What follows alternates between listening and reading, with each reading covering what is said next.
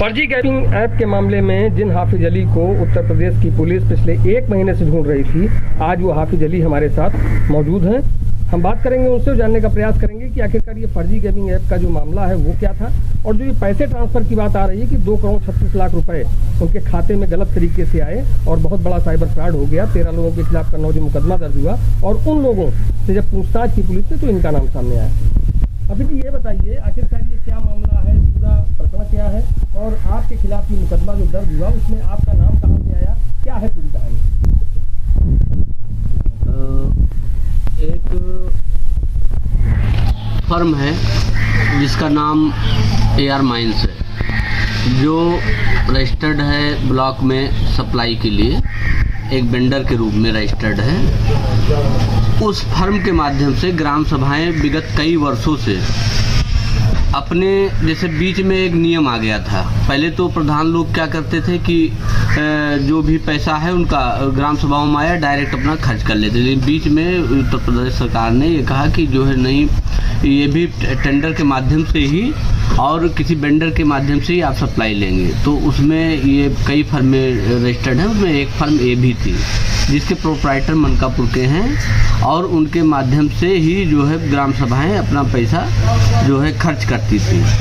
और वही पैसा बार बार इसमें विगत 2 पंचवर्षीय में ये पैसा कई बार में आया है। इसमें ये देखिए ई ग्राम स्वराज है पोर्टल, इस पोर्टल पे दिख रहा है पैसा, और ये ग्राम सभाओं का जो है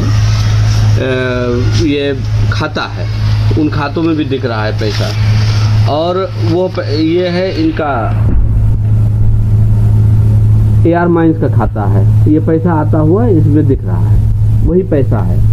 अब उसको जैसे एक संस्था है वो हैदराबाद से संचालित होती है, जो पूरे देश में ग्राम सभाओं को पैसा, केंद्र सरकार का पैसा विकास के लिए भेजने का काम करती है, उसी पैसे को ये गेमिंग ऐप का पैसा बताने का काम कर रहे हैं, और उसी से झूठा आरोप लगा करके जो है वो दिखा रहे हैं कि जो हमारा नाम जोड़ रहे हैं, जबकि जो उसके प्रोप्राइटर हैं उन्होंने ये अपना जो है लिखित रूप से शपथ पत्र इस बात का दिया है कि इसमें इनसे कोई हाफिज अली का या उनके परिवार के लोगों का कोई वास्ता सरोकार नहीं है, और उसके बाद भी हमारा नाम जोड़ा जा रहा है, जिसको लेकर के हमने जो है कई बार DGP महोदय और सबसे मिला गया, जिसकी जांच भी प्रचलित है, लेकिन उन्होंने हमारा नाम जब नहीं हटाया तो हम शुद्ध होकर के इस पे जा करके हमने जो है हाई कोर्ट में रिट याचिका नंबर 20/905 दाखिल किया, जिसमें जो है 24/9/2025 को उसके क्रम में उन्होंने FIR कोचिंग में हमारे पक्ष में ऑर्डर करने का काम किया है, और DGP महोदय से भी मिलकर हमने ये बताया है कि साहब हमारे और हमारे परिवार का पूरा जांच करा लिया जाए, अगर एक पैसा हमारे साइबर का पैसा या कोई गलत पैसा हमारे खाते में आया हो तो जो भी सज़ा दें हम उसके लिए तैयार बैठे हुए हैं, और हमको कोर्ट पे और अपने प्रशासन पे पूरा भरोसा विश्वास है कि वो हमारा जो है पूरे तरीके से न्याय करने का काम करेगी, और हम कहीं से भी दोषी होंगे तो हम उसके लिए तैयार। अच्छा हाफिज जी ये बताइए, साइबर के बहुत बड़े मामले चल रहे हैं, और साइबर के मामले में ऐसा भी होता है कि अगर किसी के खाते में गलत तरीके से 1 रुपये भी आ जाता है तो साइबर फ्रॉड की श्रेणी में आ जाता है, इसका पूरा खाता फ्रीज कर दिया जाता है। तो आपका ये कहना है कि जो हैदराबाद की फर्म है जो 2 करोड़ 36 लाख रुपए जो ट्रांजेक्शन की बात कही जा रही है, 2 करोड़ 36 लाख रुपए जो भेजे गए वो भारत सरकार ने भेजे, बिल्कुल, और जो ये विवाद की बात आ रही है, साइबर फ्रॉड की बात आ रही है, ये किस चीज को लेकर के आ रही है? क्या उसी पैसे को लेकर के तो नहीं आ रही? उसी पैसे को लेकर के आप देख सकते हैं कि एक पोर्टल है ई ग्राम स्वराज, इस पोर्टल पे जो पैसा आया हुआ है ये पैसा ये भी दिख रहा है, और ये जो इनके AR माइंस का खाता है वही पैसा इसमें आ जाता हुआ दिख रहा है, साफ है वो ऑनलाइन पोर्टल है, उस पर देखा जा सकता है। अच्छा हैदराबाद सेल जो है इलेक्ट्रॉनिक सेल हैदराबाद, उसको आप नेट पे भी सर्च कर सकते हैं, गूगल पे सर्च कर सकते हैं, उसमें लिखा हुआ है कि एक ये इलेक्ट्रॉनिक सेल जो है भारत सरकार द्वारा ये एक कंपनी है जिसको निर्धारित किया गया है कि ये पैसा भेजेगी, पूरे